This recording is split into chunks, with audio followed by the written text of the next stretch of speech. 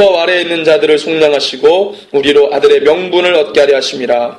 너희가 아들이므로 하나님이 그 아들의 영을 우리 마음 가운데 보내사 아빠 아버지라 부르게 하셨느니라. 그러므로 내가 이후로는 종이 아니요 아들이니 아들이면 하나님으로 말미암아 유업을 받을 자니라. 그러나 너희가 그때 하나님을 알지 못하여 본질상 하나님이 아닌 자들에게 종노릇 하였더니 이제는 너희가 하나님을 알 뿐 아니라 더욱이 하나님이 하신 바 되었거늘 어찌하여 다시 약하고 천박한 초등학문으로 돌아가서 다시 그들에게 종노릇 하려 하느냐. 너희가 날과 달과 절기와 해를 삼가 지키니 내가 너희를 위하여 수고한 것이 헛될까 두려워하노라. 형제들아, 내가 너희와 같이 되었은즉 너희도 나와 같이 되기를 구하노라. 너희가 내게 해롭게 하지 아니하였느니라. 내가 처음에 육체의 약함으로 말미암아 너희에게 복음을 전한 것을 너희가 아는 바라.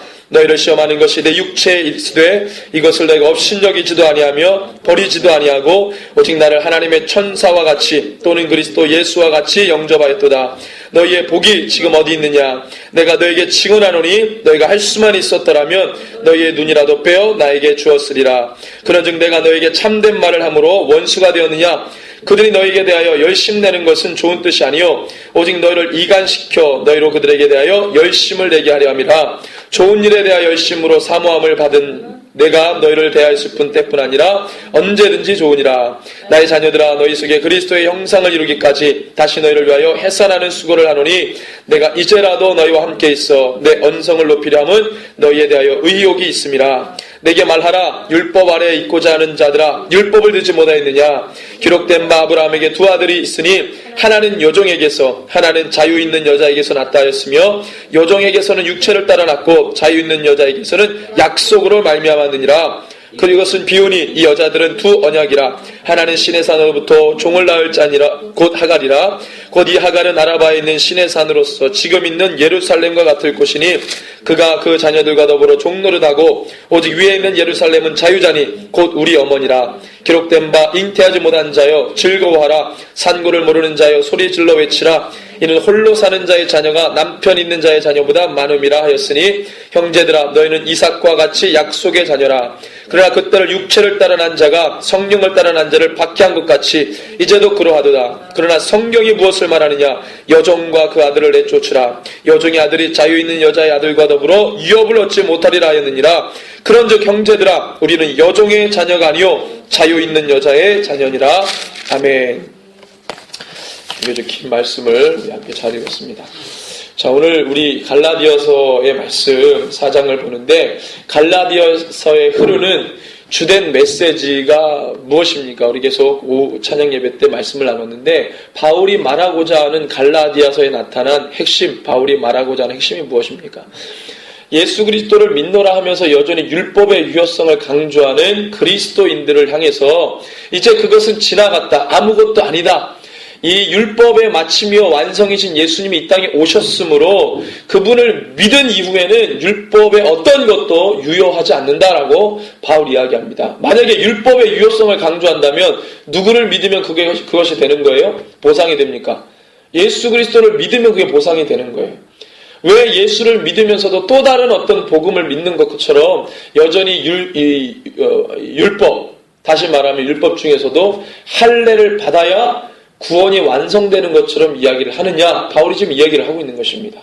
그러니까 예수 그리스도라고 하는 그 절대 진리의 복음과 이 메시지가 주어졌건만 아직도 왜 너희들이 몇천 년 동안에 가져왔던, 그래서 뿌리칠 수 없는 것은 이해하지만 이제는 예수를 믿음과 동시에 그것을 다 해로 여길 수 있어야 되고 그것을 따라가지 말아야 된다는 것을 바울이 지금 이야기를 하고 있는 것이죠. 근데 왜 여러분들 바울도 유대 율법주의자라고 말할 수 있습니다. 그는 율법을 저번에도 얘기했지만 굉장히 유명한 이 스승 밑에서 율법을 배우고 그 평생 율법을 가르치고 했던 율법사의 서기관이었습니다. 바리새인 중에 바리새인이었고, 물론 헬라의 어떤 여러 가지 철학적 지식이나 이런 것들이 그 안에 있었지만 그는 유대인입니다. 유대인, 전형적인 유대인입니다. 근데 그 사람은 예수를 믿고 그것을 다 버렸는데도 불구하고 어떤 그리스도인들은, 유대적 그리스도인들은 아직도 율법을 붙들고 있는지, 어떤 사람은 되고 왜 어떤 사람은 안 되는지,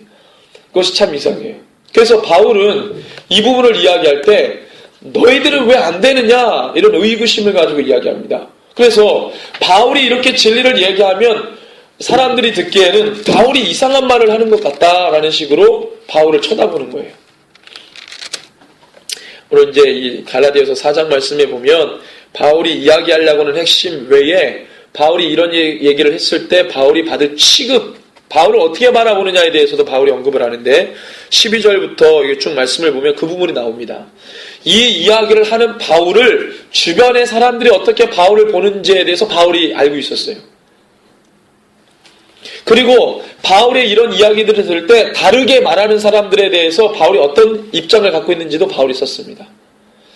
왜 열심을 가져도 옳은 일에 열심을 갖는 게 아니라 진리를 따라가는 데 열심을 갖는 게 아니라 옳지 않은 것, 진리가 아닌 것, 복음이 아닌 것에 열심을 내는 것에 대해서 바울이 경계합니다. 그러니까 복음, 바울이 말하려고 하는 진리가 있고 그 진리를 갖다 놓고 바울이 진리를 얘기하니까 바울을 다르게 이상하게 보는 사람들의 입장과 또 그들이 바울이 말하는 것에 나오지 않고 다른 어떤 말씀, 복음에 열심을 내는 부분에 대해서 바울이 또 이야기를 하는 것이죠. 그것을 한마디로 말해서 바울이 우리에게 주는 정서는 안타깝다 이 말입니다. 그렇게 다른 열심을 갖게 만드는, 그렇게 다른 열심으로 살아가는, 다른 복음과 다른 진리로 그것이 맞다라고 살아가는 그들을 바라보면서 바울이 안타깝다 이렇게 보는 것입니다. 여러분들 지금 예수 그리스도를 믿노라면서 율법 따라가는 사람이 있습니까? 우리가 이 말씀을 보면서 우리가 어떻게 해석하고 어떻게 적용합니까? 지금 율법 따라가는 사람이 있어요? 유대인 아니고서야 어떤 사람이 그리스도인이 율법 따라갑니까? 이단이 아니고서야 어떤 이 그리스도인들이 율법을 따라가요? 이 말씀을 대하면서 바울이 나에게, 하나님이 나에게 주시는 메시지는 무엇입니까? 우리가 복음 외에 말씀, 하나님께서 우리 가운데 말씀 주시고 예수님 보내셔서 그것이 길이요 진리요 생명이라고 말한 그 말씀을 따라가면 되는데 왜 그리스도인들이 그것을 못 따라가고 여전히 다른 잡다한 것에 관심을 가지고 기울이며 살아갑니까? 그래서 바울이 가지고 있는 안타까움을 왜 여전히 우리가 그렇게 살아가는지, 그것에 대한 이 나눔이 오늘 이 말씀 갈라디아서 4장이 우리에게 주는 나눔이고 말씀입니다. 무엇이 예수님께 집중하지 못하게 만드는가? 무엇이 복음을 약화시킨가? 복음 자체는 약하지 않지만 복음을 대하는 우리가 복음을 그렇게 본다 이거예요. 자, 여러분들, 바울은 율법 폐기론자가 아닙니다. 율법 쓸모없어 그렇게 말한 적 없습니다. 율법에 나타난 주님의 마음과 뜻을 제대로 알려준 겁니다. 율법이 누구에 의해서 완성됐습니까? 예수님에 의해서 완성됐잖아요. 그러니까 율법은 예수님이 아니면 설명이 안 된다 이 말입니다. 율법만 가지고는 이 말을 할 수가 없다 이거예요. 예수님이 완성이기 때문에 예수님이 들어오셔야 그 율법이 하나님이 어떤 마음을 가지고 있는지를 알려준다는 거예요. 그래서 예수 그리스도를 통해 완성되는 율법, 그거를 말하고 있는 겁니다. 다른 진리를 말하는 게 아니었어요. 그러니까 율법을 폐기했습니까? 아니에요. 예수님도 내가 율법의 마침이라고 했어요. 바울도 그렇게 말했어요. 율법의 완성 마침이라고 했습니다.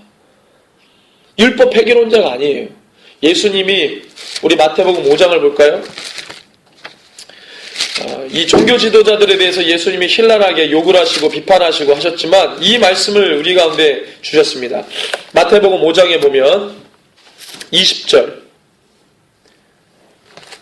17절부터 20절까지 같이 읽습니다. 내가 율법이나 선지자를 폐하러 온 줄로 생각하지 말라. 폐하러 온 것이 아니요 완전하게 하려 함이라. 진실로 너에게 이르노니 천지가 없어지기 전에는 율법의 1.1획도 결코 없어지지 아니하고 다 이루리라. 그러므로 누구든지 이 계명 중에 지극히 작은 것 하나라도 버리고 또 그같이 사람을 가르치는 자는 천국에서 지극히 작다 일컬음을 받을 것이요 누구든지 이를 행하며 가르치는 자는 천국에서 크다 일컬음을 받으리라. 내가 너희에게 이르노니 너희 의가 서기관과 바리새인보다 더 낫지 못하면 결코 천국에 들어가지 못하리라. 율법주의자라고 말하는 종교 지도자들의 의보다 낫지 않으면 너희는 천국에 들어가지 못한다 그랬어요. 예수님은 율법 폐기론자가 아닙니다. 제가 하고 싶은 얘기도 여러분들 율법이 필요 없다 이렇게 말한 적은 성경에 없어요. 예수님이 어떤 이 말씀의 정신을 풀 때에는 늘 구약 말씀을 인용했습니다. 만약에 율법 폐기론자 같았으면 예수님이 이 구약의 말씀을 인용할 필요가 있어요? 그 자신이 완성이면 그가 나오는 말 줄줄이 그가 어떤 지어냈던 말이든 창의력으로 만들었던 말이든 그가 하면 되는 건데 뭐 하려고 예수님이 말씀의 완성이신 예수님이 구약 이 말씀을 인용해서 말합니까? 그럴 이유가 전혀 없어요. 근데 주님은 자신이 구약 이 말씀의 완성이지만 여전히 구약에 기록된 율법을 인용해서 말씀하십니다. 왜 그렇습니까? 거기에 하나님의 마음이 있기 때문에 그렇습니다. 그러면 종교 지도자들은 그걸 몰랐습니까? 몰랐습니다. 그들은 외식하느냐. 외식이라는 말이 뭐예요? 마음 없이 나오는 행위 아닙니까? 마음 없이 나오는 행위. 하나님을 경외하는 마음 없이 하는 이 종교적 행위. 그걸 외식이라고 그러죠. 하나님에 대한 존경심이 없었어요. 내가 이것을 지키는데 왜 지키는지를 몰랐습니다. 제사를 드려도 자기의 삶을 다 부어서 제사를 드려야 되는데 회개가 나와야 되는데 회개가 없었다 이 말이에요. 그 예배에 자기의 죄가 부어지지 않았어요. 자기의 죄가 부어지지 않으니까 용서를 못 받죠. 그 예배를 주님 받으시겠어요? 그렇게 수백 년 동안 예배를 해왔어요. 외식하는 거죠. 그렇게 영적인 삶이 아니라 영적인 교제가 아니라 종교적 교제를 하다 보니까 하나님의 마음이 내 안으로 들어오지를 못했어요. 주님이 오셔서 그 얘기를 하신 겁니다. 여러분들 그래서 성령을 받은 레위 사람 바나바가 성령을 받은 다음에 가장 먼저 한 일은 자기 땅을 사도들 발 앞에 교회 앞에 내놓은 거였어요. 왜 그렇습니까? 율법을 지킨 거죠. 원래 레위 사람은 땅을 소유할 수 없었어요. 그만큼 그때의 죄악이라고 하는 것은 율법 유월절도 형식적으로 지켰고 장막절 다 형식적으로 지켰어요. 초막절, 장막절, 수장절, 유월절 다 형식적으로 지켰어요. 안식년? 안식년이 어디 있어요? 안식일은 지키죠. 안식년, 희년 이런 거 없었어요. 지키는 자가 없어요. 말씀을 속속들이 지키는 자가 누가 있으면 종교 지도자들 다 토지를 갖고 있고 누구 하나 말씀을 하나님을 경외하면서 지키는 자가 없었어요. 그냥 보여주기식으로 모든 것이 기도도 그렇고 예배도 그렇고 그 주님이 종교인들처럼 외식하면서 길거리에 서서 광장에 서서 소리를 높여서 기도하지 마라. 골방에 들어가서 기도해라. 이 말은 비교하느라고 얘기한 겁니다. 여러분들 하나님을 진실로 찾는 자가 광장에서 기도하면 어떻고 골방에서 기도하면 어때요? 외식하는 자를 기준으로 놓고 볼 때 무조건 반대로 해가 너희들은 외식하는 자를 본받지 말라 그랬어요. 그들이 하는 행위를 따라하지 말라 그랬습니다. 그래서 나온 말이 골방으로 들어가서 기도해라. 우리는 걸어가면서도 기도합니다. 얼마든지 주님을 사모하고 사랑하면 얼마든지 여러분 사모하고 사랑하는 관계면 어느 장소 어느 자리에서든지 표현하고 싶은 거 아니에요? 워낙 그 당시에 종교 지도자들의 그 더럽고 추악한 그 외식의 모습을 갖고 있으니까 따라가지 말라 하면서 그 얘기를 하신 거예요. 그러니까 율법의 정신과 하나님의 마음을 예수님께서 잘 풀어주신 거예요. 바울도 그거 한 겁니다. 그런데 그 당시에 이 바울 시대 때 하나님의 그 마음을 알지 못한 채 어떻게 율법에 기록된 것을 그대로 답습하고 해왔기 때문에 하는 것이고 그랬던 자들의 소행이 성도의 능력을 갖추지 못하겠다 이 말입니다. 복음의 능력을 약화시켰다 이 말입니다. 복음의 능력이라고 한다면 복음을 따라가고 복음을 믿는 자가 온통 그것에 대해서 모든 것을 다 부어줘야 거기에 힘이 나는 거예요. 부분적으로 한다? 힘이 안 납니다. 내 모든 머리부터 발끝까지 모든 것이 복음에 다 녹아져야 돼요. 그렇지 않으세요? 부분적으로 한다고는 아예 안 하는 거죠. 내가 부분적으로 복음에다 발을 들여다 놓고 어쩔 때는 이렇게 하고 어쩔 때는 안 하고 그게 무슨 예수의 사람이에요? 그게 어떤 능력이 나오겠어요? 그렇지 않죠. 근데 그렇게 살면서 죄는 더 깊어집니다.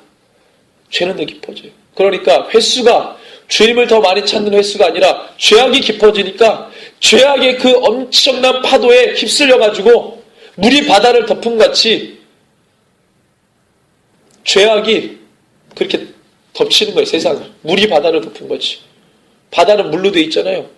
세상을 바다라고 친다면 그 바다를 죄라고 하는 물로 덮어버려요. 그러니까 주님을 찾는 횟수가 적어지니까 그건 많아지고 주를 따라갈 수가 없는 거죠. 따라가도 내 마음 없이 빈 껍데기, 빈 몸으로 주님 바라보면서 몸은 있는데 마음은 다, 멘탈은 다 다른 곳에 다 뺏기는. 지금 이 시대의 율법주의자들, 지금 이 시대에 주님의 말씀을 외면하고 다른 것에 귀를 기울이고 쫓아가는 그 율법적 요소를 갖추고 있는 세상의 것이 뭐냐?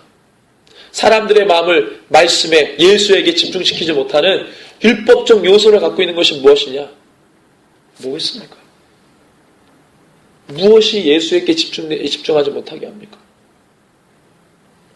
여러 가지 율법적 요소는 여러 군데 있습니다. 주님 아닌 모든 곳에 율법적인 요소가 있습니다. 내 경험, 내가 배워온 세상적 가치, 말씀과 예수님 외에 따라가려고 하는 그 모든 사상과 이론과 이념들, 그게 바로 율법이라는 겁니다. 율법적 요소가 다 들어있습니다. 다. 바울은 그것을 경계했어요. 예수에게만 주목할 수 없냐? 예수에게만 집중할 수 없냐? 예수만 말할 수 없냐? 왜 예수 외의 격가지들을 얘기하느냐? 지금 세상의 주류 신학, 주류 기독 사상은 그렇게 복음적이지 않습니다. 그렇게 복음적이지 않아요. 제가 요즘에 안 듣는 영동 극동 방송을 들으면서 왜 듣냐면 은혜 받을 메시지는 거의 없고 들으면서 가슴을 치는 메시지들은 많이 들었어요. 십자가와 복음을 말하는 목회자를 제가 단 한 번도 들어본 적이 없습니다. 십자가와 복음. 다 처음으로는 바울의 고백 그대로입니다. 성령으로 시작해서 육체로 마치는 설교. 성령으로 시작했다가 육체로 마치는 설교. 맨 마지막에는 십자가 좁은 길 고난이 아니라 맨 마지막에는 번영이고 축복이고 잘 되는 것이고. 오늘 아침에는 아주 충격적인 설교 드렸습니다. 근데 11조의 왕 그러면 누구 생각나십니까? 11조 왕 그러면 록펠러 생각나시죠? 록펠러. 우리나라에도 책으로 저도 읽혀가지고 10대 아이들 많이 가르쳤는데 얼마나 회개했는지 몰라요. 록펠러 얘기를 어느 목사님이 하는데 록펠러는 거의 날조된 이야기입니다. 날조된 이야기. 그 록펠러 이야기를 하면서 록펠러의 주된 이야기가 뭡니까? 그가 50 몇 살까지는 허랑방탕에 살다가 예수를 믿었는데 그 부모님이 예수를 독실하게 믿었던 크리스찬인데 허랑방탕에 살았다가 나중에 50 몇 살 때 시한부 인생을 선고받고 모든 걸 다 주님 앞에 내려놨는데 목사님은 연신 내려놓음 얘기했는데 록펠러를 한 번도 그 인생에 십자가 앞에 뭘 내려놓은 적이 없어요. 그건 누구나 다 아는 사실입니다. 근데 그 책에 그렇게 단어를 쓰고 나와 있기 때문에 그 단어를 인용한 거고 그 말을 인용한 거였어요. 그의 인생을 하는 모든 사람들을 보면 록펠러 한 번도 그 인생에 내려놓는 인생이 없었어요. 그래서 나중에는 뭐예요? 잘 됐더라. 11조 잘해서 잘 됐더라. 우리 주님은 램프의 요정 지니가 아닙니다. 비벼대면 펑 하고 나와가지고 내가 네 소원 들어줄게. 네 정성이 갸륵하다. 뭐 받고 싶냐? 우리 주님은 그런 분이 아닙니다. 우리 주님이 왜 이 땅에 오시고 앞으로 무엇을 하실 것인지에 대한 관심이 있으면 그런 얘기는 안 할 텐데 마치 우리가 믿는 예수님이 내가 원하는 것을 비벼대면은 갖다 주는 분으로 생각을 하는 거죠. 네 정성을 봐서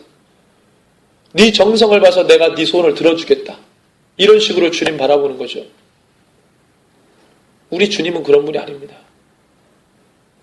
율법적 요소가 다 들어있어요. 그것도 누가 가르쳐서가 아닙니다. 예배 때 설교를 듣고 그렇게 수십 년 동안 설교를 들은 사람들의 마음 속에는 주님을 그렇게 바라보고 싶은 마음이 있는 거예요. 한국교회 20년 동안에 그 설교를 전국에 있는 교회들이 다 뿌려놓으니 교회가 힘이 없어지고 복음이 없어지고 진리가 없어지고 생명이 없어졌어요. 거기에서 헤매이는 겁니다. 예수 믿으면 뭔가 잘 돼야 되는데 그게 아니에요. 예수 믿으면 뭔가 일어나야 되는데 그게 아니에요. 주님은 한 번도 그런 얘기를 하신 적이 없어요. 대개 잘 되는 일의 이야기를 예화로 든다거나 근거로 되는 성경은 다 구약입니다. 구약. 신약에는 그런 얘기가 없거든요. 그러니까 대부분 구약에서 찾아요. 구약의 완성이 누굽니까? 예수입니다. 예수님이 하신 이야기를 집중하셔야죠. 시대가 다릅니다. 구약과 신약은. 예수님이 오기 전과 오기 후잖아요. 주님이 이 땅에 오셔서 무슨 얘기를 하셨는지를 보고 그것이 구약에서 어떻게 연결되었는지를 봐야 되는데, 예수를 딱 빼버리고 구약에 그런 이야기 축복해준다, 막 네 떡 반죽 그릇에도 막 넘쳐나게 하고 뭐 부어주겠다, 넘쳐나게 하겠다, 흔들어 넘치도록 부어주겠다, 신약에 없는 얘기죠. 다 구약에 있는 얘기. 예수가 빠진 설교예요. 거기에 예수님의 정신이 들어올 새가 없습니다. 율법적 요소도. 그것에 훈련받고 교육받고 학습된 사람들이 주님을 그렇게 바라봅니다. 뭔가 주님 쫓아가면, 이렇게 가면 뭔가 딱 떨어지겠지, 내 인생 보장해 주겠지.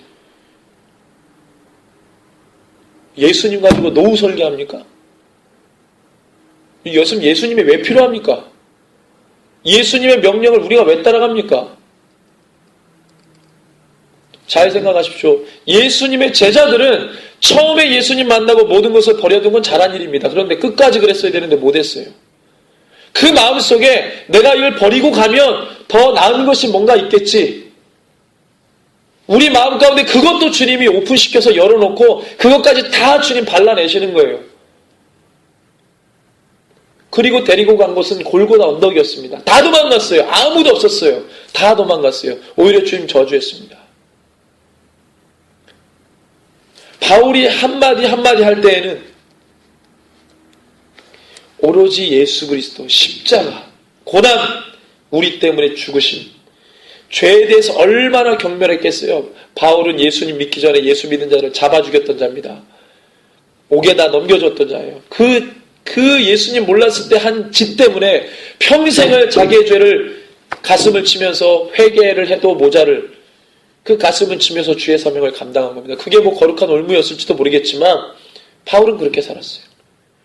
그가 그렇게 살지 않아도 되는 인물인데 자기가 한 일 때문에 주님 앞에 가슴을 치면서 그 사명을 감당하겠노라 그러면서 고난 받다가 순교당해 죽었습니다. 우리는 예수를 믿노라 하면서 뭘 기대합니까? 도대체 무엇을 기대합니까? 그것마저도 버리라는 것입니다. 우리 주님은 우상이 아니에요. 그분은 정말로 살아계신 분입니다. 오늘 나에게 원하시고 바라시는 것이 있습니다. 무엇을 바라시겠습니까? 단 한 가지입니다. 자기를 부인하고 자기 십자가를 지고 나를 따라오는 것입니다. 언제까지, 어느 때까지, 그 수준이 어느 정도입니까, 주님? 어느 정도 나를 부인하고 주님의 십자가를 내 것처럼 져야 합니까? 그 수준이 어느 정도입니까? 그 깊이가 어느 정도입니까? 그 분량이 어느 때까지입니까? 말씀 보면 나와 있죠. 주님은 섬기러 오셔서 죽어버리셨어요. 그 죽었다는 것은 온 생명과 온 열정과 에너지를 다 거기에 쏟아부었다는 겁니다. 부분적으로 아니라. 성령 받은 사도들이, 그전에는 도망다니면서 숨어다녔지만 성령 받은 사도들은 12명 다 순교당했어요. 물론 사도 요한 한 사람만 순교를 안 당했지만 나머지는 다 순교당했어요.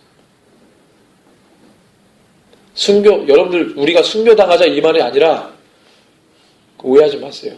생명을 다해 주님을 따라갈 그 한계를 가지고 주님 바라보느냐, 그럴 각오로 지금 주님을 따라가고 있느냐, 뭔가 좀 이렇게 막연한 기대감을 가지고 주님을 따라가느냐,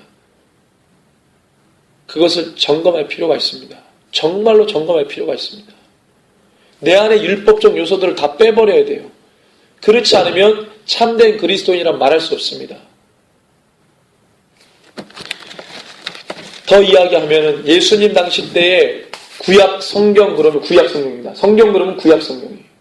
근데 이 구약 성경보다 더 공식적으로는 아니지만 암묵적으로 정서적으로 이 율법보다 더 권위해 두려고 했던 것이 미드나 탈무드 이런 거였어요. 율법 해석서라고 말하는 것들입니다.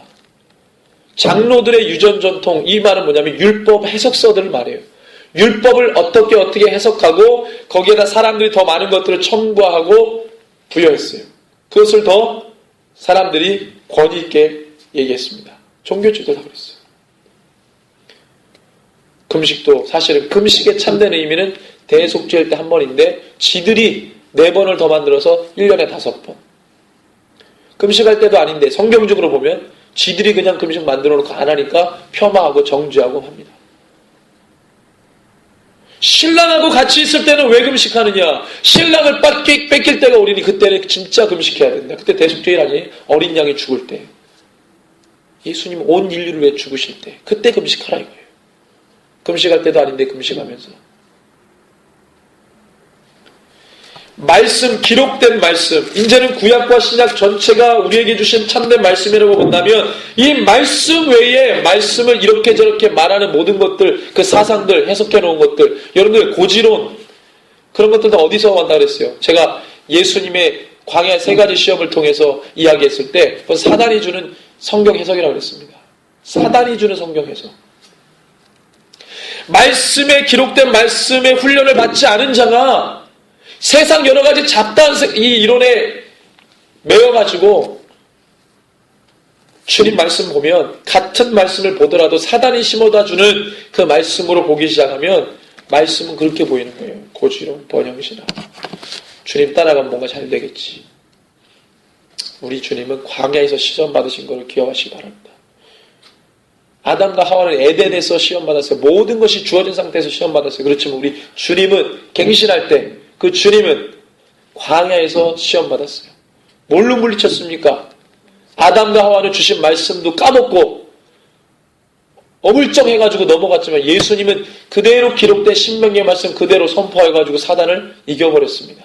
굶주린 상태에서. 아담과 하와는 풍요로운 상태에서 넘어졌죠. 우리 예수님은 고난과 십자가와 그것을 통해서 사단을 이기셨습니다. 그 이후의 교회는 어떤 영성을 가져야 됩니까? 아담과 하와처럼 풍요로운 상태의 영성을 닮아가야 됩니까? 아닙니다. 예수님 광야에서 시험 받으신 광야 영성, 말씀 순종하는 순종의 영성, 말씀에 인내로 인내 영성, 그걸 가지고 이기는 거죠. 그걸 따라가. 내가 닮고 싶다면 그걸 닮고 싶다. 그것이 우리의 기도의 제목이라 할 수 있는 것이죠. 이 시대에 필요한 영성이 무엇인지를 아는 것은 참 중요합니다. 오늘 말씀의 제목은 초등학문을 벗어나라 그랬어요. 주님이 오시기 전까지 우리를 가르치고 죄를 알게 하고 그랬을 때의 율법은 주님 오시고 난 다음에는 이제는 주님으로 인해서 갱신되고 완성됐어요. 이제는 벗어나야 된다 그랬어요. 이제는 벗어나고 이제는 주님을 따라가고 믿고 주님을 통해서 일어나는 그 놀라운 구원사역에 동참하고 이제는 죄를 아는 것에서부터 죄를 깨닫는 것에서부터 벗어나서 이제는 뭐예요? 죄를 우리가 심판하는 입장이 됐습니다. 예수님의 이름으로. 죄를 죄로 선언하고 죄를 죄로 규정하고 그것을 저주하고 그것을 예수님의 이름으로 심판하는 심판의 존재가 됐어요. 그전에는 죄를 깨달았어. 아, 이게 죄구나. 아, 이게 우리를 얽어매는구나. 이거 안 지키면 우리 죽겠구나. 그래서 율법은 우리에게 죄를 알려주고 사망에 이르게 한다 그랬습니다.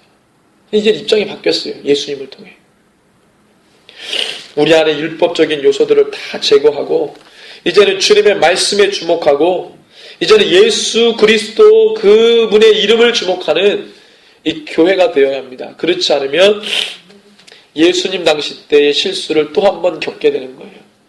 말씀을 갖다 놓고 말씀의 여러 가지 해석서들에 휘둘려가지고 그것을 따라가는 우를 범하지 않고 기록된 말씀을 가지고 우리가 주 앞에 나가야 되는 것이죠. 그것이 교회를 살리는 것이고 이 마지막 때 교회를 정말로 살리는